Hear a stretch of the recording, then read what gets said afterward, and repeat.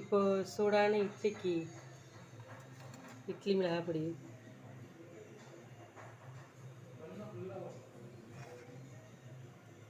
இப்போ இந்த இட்லி மிளகாய் பொடி எப்படி செய்யலான்னு பார்க்கலாம் வாங்க.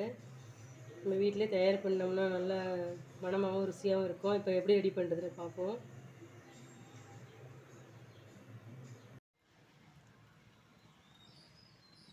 பெருங்காயம் நல்லா பொரியட்டும். கட்டியாக போட்டோம்னா பொடிக்கு நல்லா வாசனையாக இருக்கும்.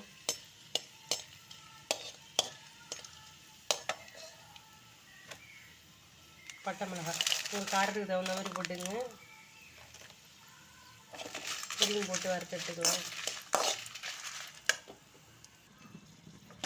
மிளகா நல்லா வரப்பட்டுடுச்சு. இது வேறு பாத்திரத்தில் இப்போ மாற்றிக்கலாம். ஒரு பத்து கடலைப்பருப்பு,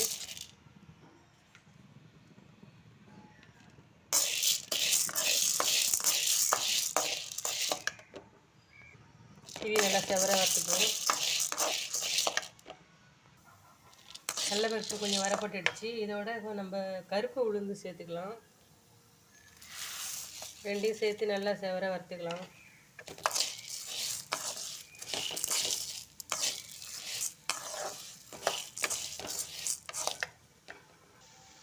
இப்போ கடலைப்பருப்பு உளுந்து ரெண்டும் நல்லா வரப்பட்டு நல்லா வாசம் வருது.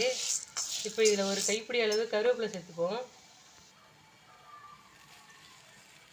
கருவேப்பிலை சேர்த்து இதையும் கொஞ்சம் நேரம் நல்லா வறுத்து விட்டுக்கலாம்.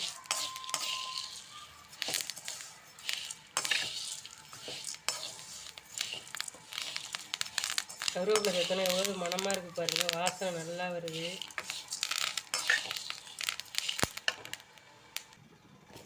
இப்போ 3 நல்லா வரப்பட்டுடுச்சு. இது இப்போ வேறு பாத்திரத்தில் மாற்றிக்கலாம்.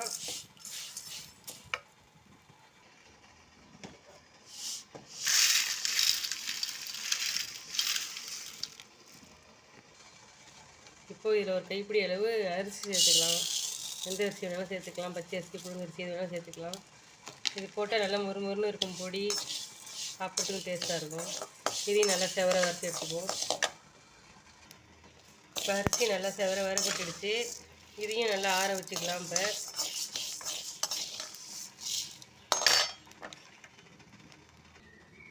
இப்போ நல்லா ஆற விட்டு ஒரு மிக்ஸி ஜாரில் மாற்றி நுணுக்கிக்கலாம் பொடி. இப்போ நல்லா ஆறிடுச்சு. நம்ம போய் நுணுக்கிக்கலாம். மிக்ஸி ஜாரில் மாற்றி நுணுக்கி வந்துடும். மிக்ஸி ஜாரில் மாற்றி நல்லா நுணுக்கிப்போம்.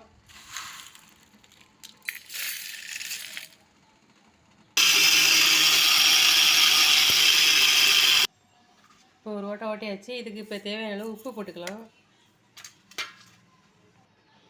தேவையான அளவு பூண்டு போட்டுக்கலாம்.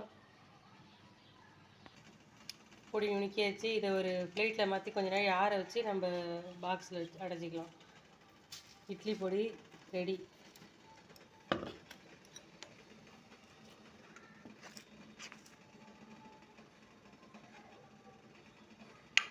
நீங்கள் இந்த மாதிரி இட்லி பொடி செஞ்சு பாருங்கள், எப்படி இருக்குதுன்னு சொல்லுங்கள்.